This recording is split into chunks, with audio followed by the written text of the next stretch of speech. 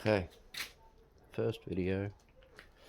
Suppose I should tell you a bit about myself and my cars. Right, my personal pride and joy. Ford Fairlane, 1999 model, Series 1, running all Series 2 equipment, turbo converted as you can see, and yeah, she's got quite a few heavy modifications to it, which is what I'll be working on over the next few videos. Yeah.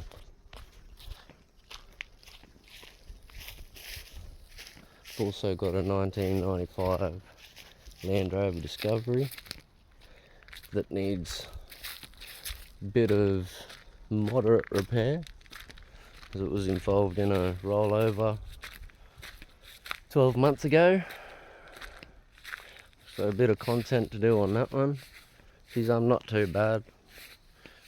Just got to check out the engine, make sure there's no oil where it shouldn't be, any coolant where it shouldn't be, bit of fender repair, and replace the front bumper, windows, and should mostly be good.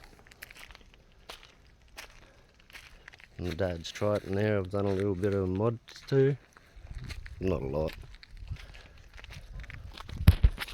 My family Kluger, and my spare parts car at the moment, until I've got everything that I need out of it or want, and probably get rid of. It was in a fender bender about 12 months ago, and yeah, just using it for spare parts for mine. So my name's Andrew Hope, I go by AJ. Got a family of 5, and we live in a town in Queensland, Australia called Gympie. Yeah, 32. Know I'm a bit late to the game, but never know. Give it a shot, see how we go. Right. Yeah, don't know what else to tell you really. I guess I should tell you a bit about this one, seeing as this is the one we're working on. It's a 1999 Ford Fairlane Series 1. Proper Ford Fairlane. Not like what all these other people are doing and getting Fairmonts and throwing front end Fairlanes on them.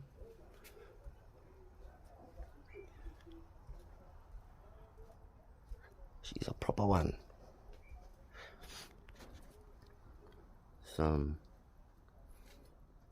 Yeah, my pride and joy, as I've told, and yeah, unfortunately she's got a bit of problems at the moment, but a few details about it. Some battery relocation into the back, as you can see there. She's a bit of a pig, loses a bit of power, chews it up. I've got a bit of a wiring problem somewhere that I need to suss out as it draws power.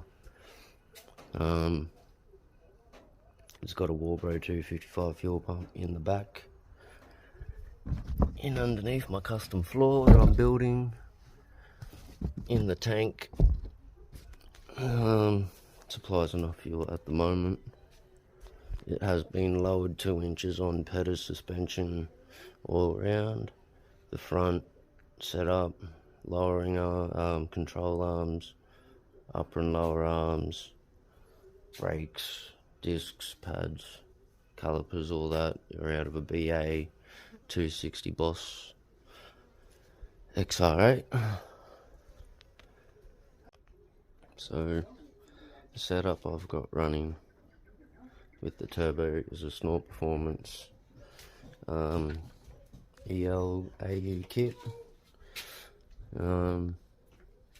stage 3 or 4 from memory, I can't remember, but it's a GT82R with 3-inch dump pipe off the back, Not sure about the numbers for the compressor ratio and all that, but yeah, she's not too bad. We've got twin springs. Got twin springs in the head with the stage 3 cam that's been ported, polished and shaved about 4th, very minimal because it doesn't need it, just to make sure it's flat.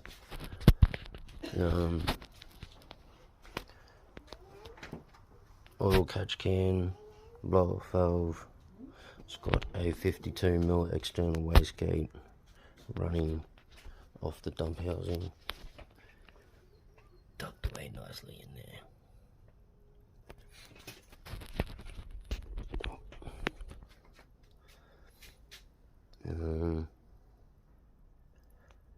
Has got a high flow throttle body on it.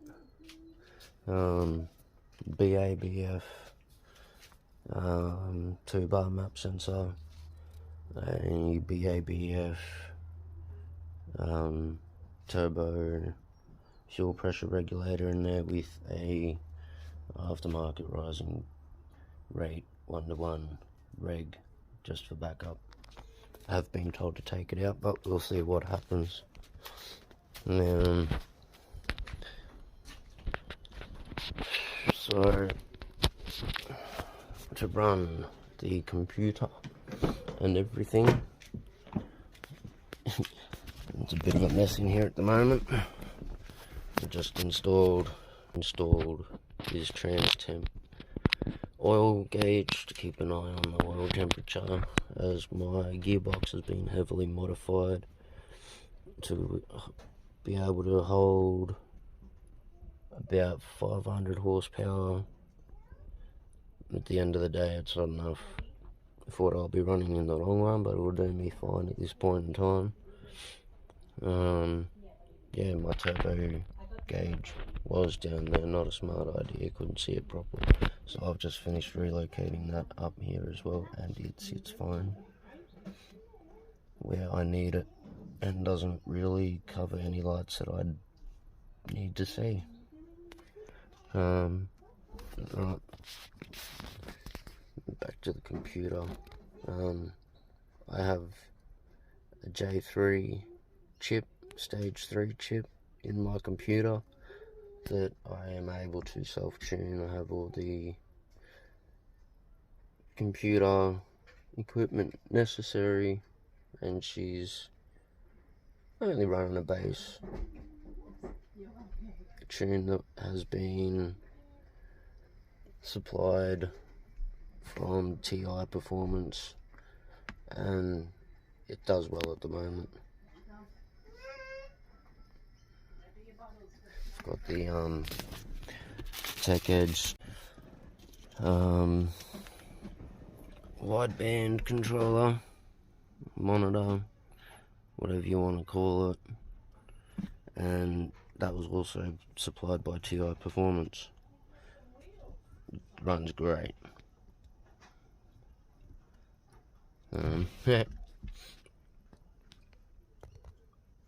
I've had this car for 15 years, and when I was a bit younger, I installed a push button start to look cool. Man, I'm gonna rip that out eventually. Stupid things you do when you're younger. So there's lots of other nitty gritty bits and pieces that I've done with this. If you want to know anything about it, let me know in the comments, and yeah, I'll do my best to let you know what I've done if you're keen on knowing. There's a lot of stuff down here, and I'm pretty sure you noticed my amplifier down there on the floor that I've custom done. So yeah, I'm pretty sure there's a few little things in here that you'll be keen on knowing about. Alright, on to what we're doing. So what we're doing, or what I'm doing, I've got a leak around the timing gasket. don't know if you can really see it. You can see all the oil residue there. I've cleaned it up, but you need to take it out, swap it out. You can see all the oil residue around here. We've got a rear main leak as well, so I need to get the rear main seal replaced. But main reason, I have to take the engine out to get to the sump. It's not too bad. I've cleaned it up, but she is leaking. You see all the oil residue there. And unfortunately, I tried to just give the bolts a nip, just to see if that'd help, and I snapped a bolt, and I need to take the engine out to be able to replace that bolt properly. Not only that, to replace the sump, and yeah, do the sump gasket. Need to take the engine out anyway, and the rear main seal, need to take the engine out to do that, or drop the gearbox. But yeah, might as well just take the engine out.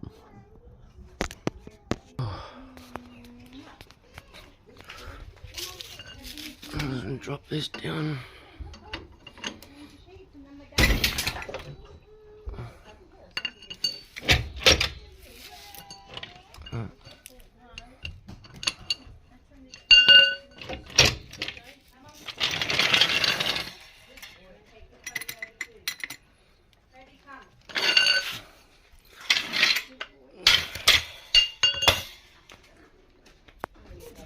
Now it's down. And my buddy boy. Engine crane out here ready to be moved in. And let's see if we can start this pig up and move it out. See how we go. So hopefully I'll be able to start this thing, and hopefully it won't leak too much oil. And it's not going to leak too much oil out of the gaskets, but I'm just not sure about that bolt hole. It shouldn't, but you never know with these things. Alright, I'll give it a go. Put your seat forward.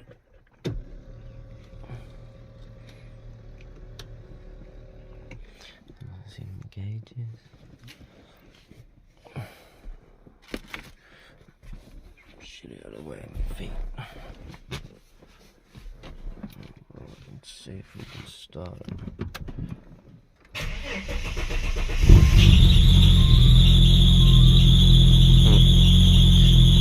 Fan belt's loose, knew that'd be a problem. I've just swapped out my fan belt. Sorry, not the fan belt, but AC compressor, and this thing's loose. I think I just need a new timing belt tensioner.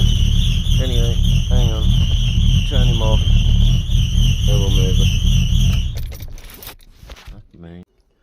I just had to do a quick belt adjustment, and we'll go for attempt 3 of moving this pig. This thing really likes to annoy me, and doesn't like to make me do things easy. So, let's see how we go. Third time's always a charm, they say.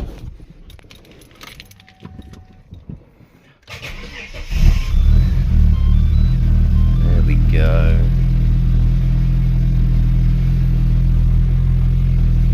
Sounds alright. Should drop down perhaps in a second.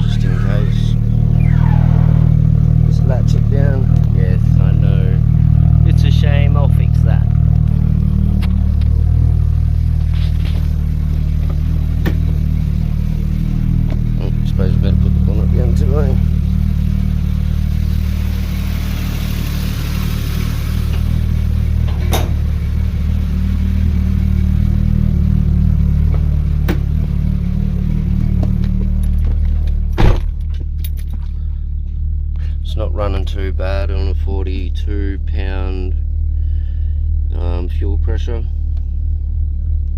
for the tune.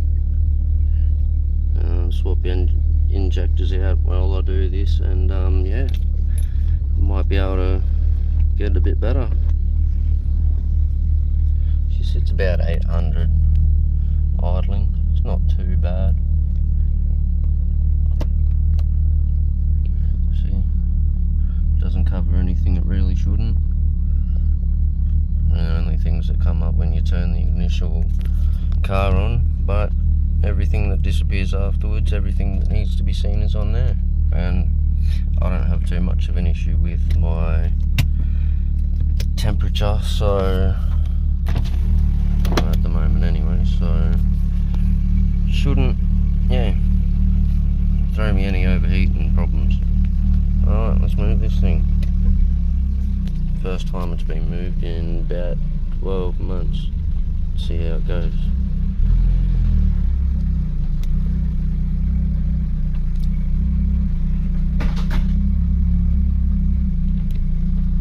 Oh, what was that? Got a lot of shit around this car.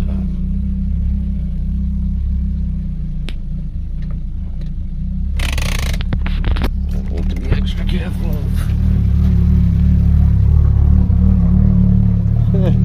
Oops. There goes one of my funnels. That was a bit closer than I thought. Alright.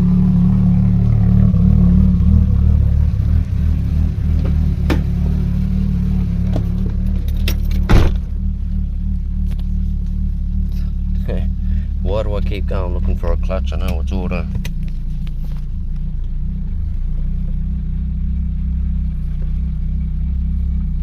Alright.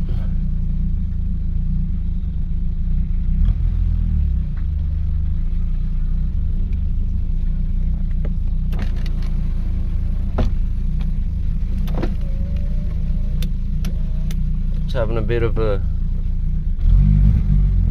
cough and splutter, but it's not too bad.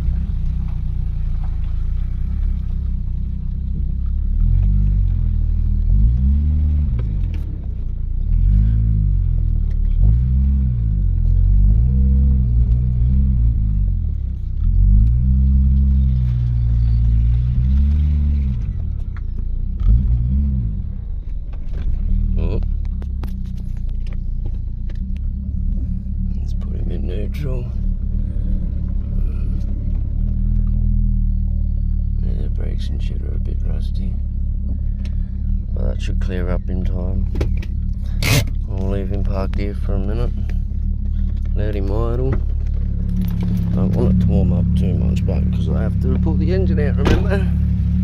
Alright, let's move this sucker inside. I didn't leak, not that I can see, but I guess we'll see when I get under. Well, we're ready to start doing work. Oh, I do have to go get myself an engine stand at some point in the next day or so, probably today. Anyway, time to get to work. So I haven't started work on the car yet. Just giving me the whole area a big clean up, keep me olds happy. I think what I might do is reverse my car out, let all the water drain, and then push it back in. And then we'll go through some details on what I'm doing and the tear down, and yeah.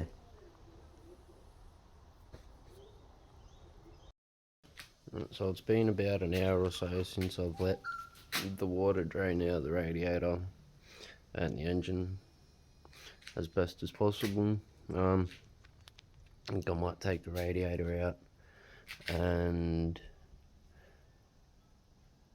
yeah, so it doesn't get water all over the concrete where I'm working, because we like to try and keep things clean for our parents.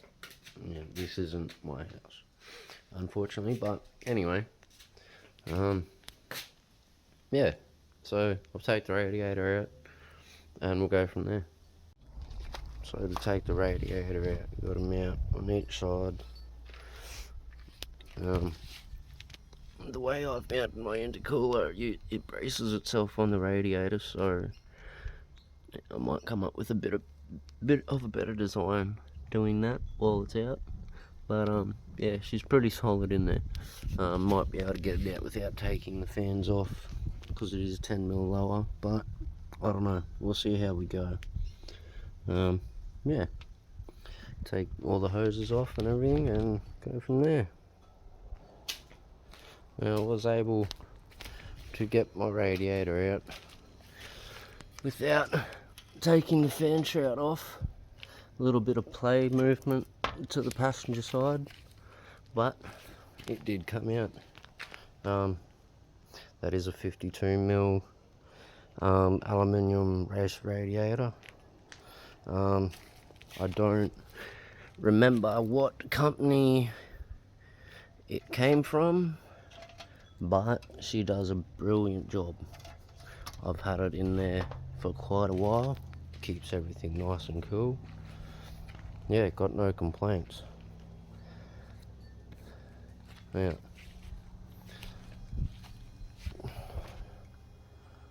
$12mm bolts for the braces. I had to use 13mm socket to get my bracket off the radiator, and obviously a screwdriver for all the clamps for the water pipes. Now at this point I think I'm going to move it in. I'm going to give it a little bit of a wash off, get all the coolant off the bottom here, and then we will go from there. So I'll just give it a quick wash down. Got rid of all that coolant that got everywhere, because we know how annoyingly sticky and crud that can be. So yeah, I guess now we push it in, and I'll go through what we do next to rip the engine out. Alright, so that was a bit of a mission having to push it in, but it's in. Now I'll run through a few little bits and pieces. You've got to take off the top to be able to get it out, and then from then on it's confined space time and underneath the car, and take all the bolts out of the bell housing and the engine mounts to be able to lift it up and out. Talk to you soon. So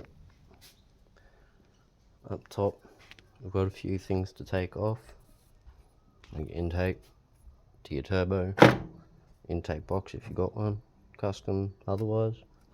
On a standard engine you'd have your big old plastic air intake box here and your pipe that you would remove. All 10mm bolts, and that's off on a standard engine AU. Yeah, intake off the turbo, intake off your plenum, remove any vacuum pipes that you might have, take off your accelerator cable and cruise control if you have one.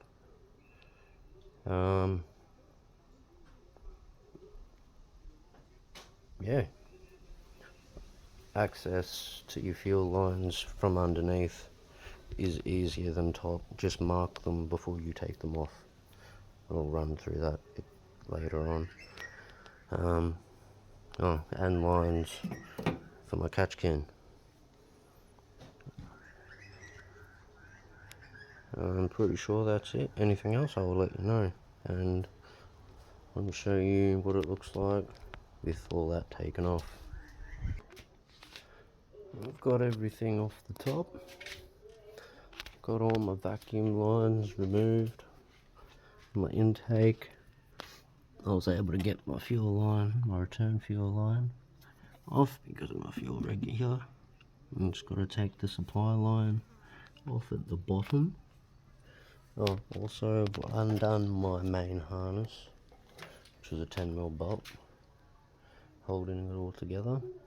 Good thing about this was either a 10mm bolt, flathead spanner, or a pair of pliers. Yeah, depending on also what you've done. A little bit of variation, but generally 10mm bolt, pair of pliers, flathead, and you can take the whole lot apart.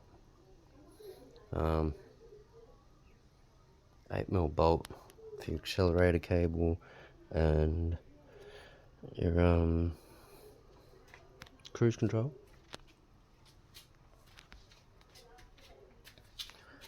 And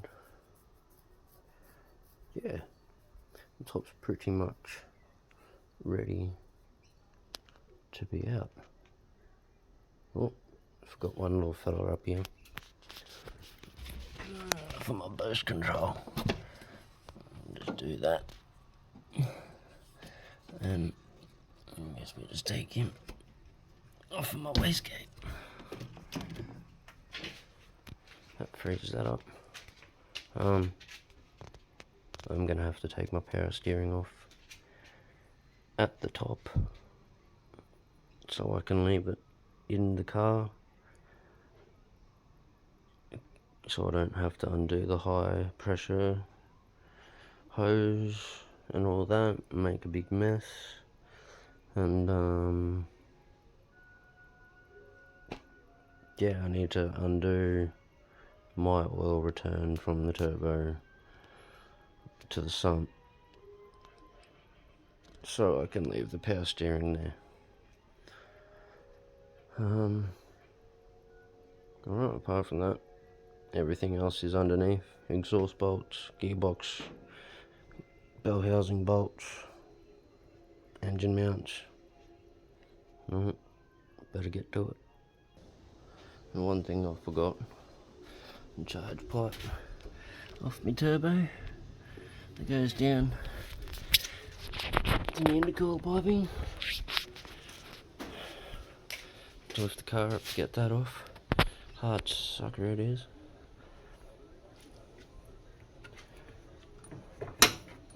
And one thing I did off camera was undo the positive off the battery in the boot.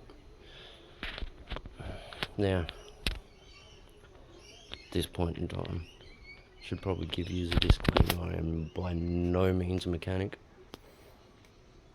but I have been playing with cars for the last 15 years. Know quite a deal about what I'm doing. All customizations I do are to a legal satisfaction,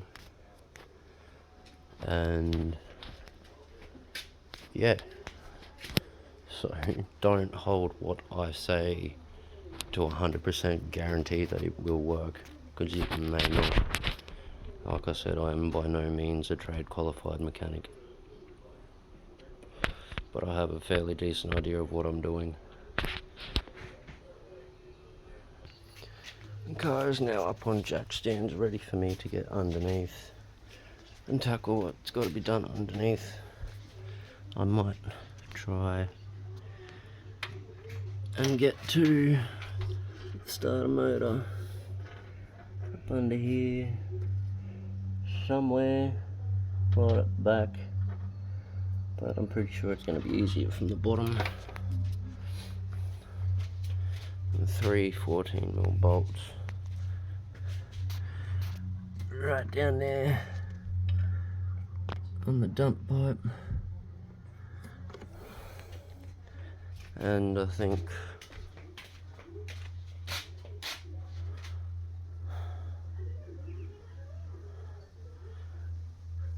ten bolts, 14 somewhere there, and I think they're 14mm bolts on the bell housing, and I think they're only 12mm bolts on the engine mounts.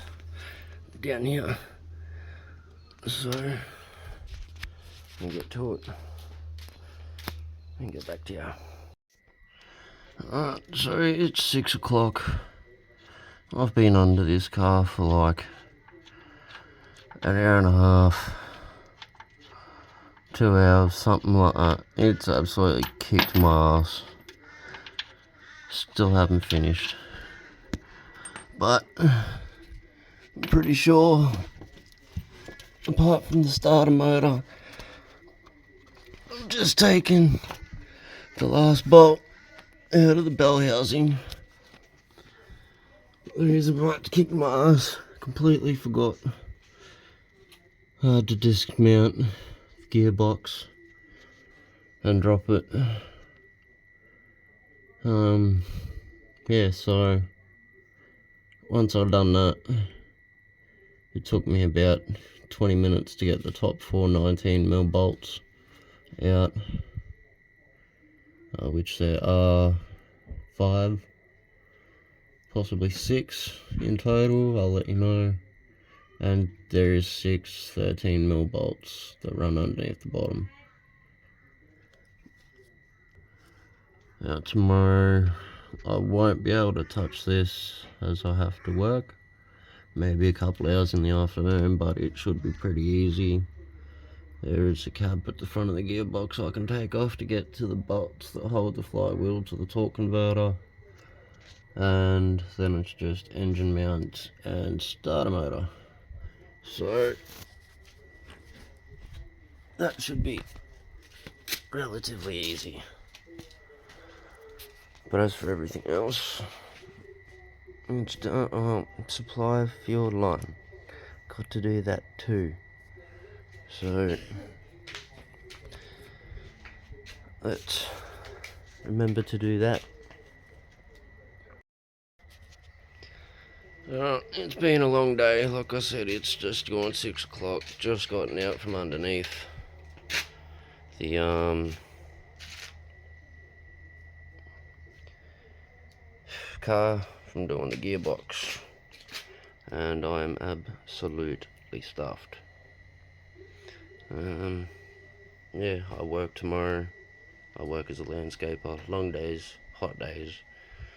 Might get a couple of hours tomorrow afternoon, and hopefully I will get this thing out and on the engine stand. So yeah, peace.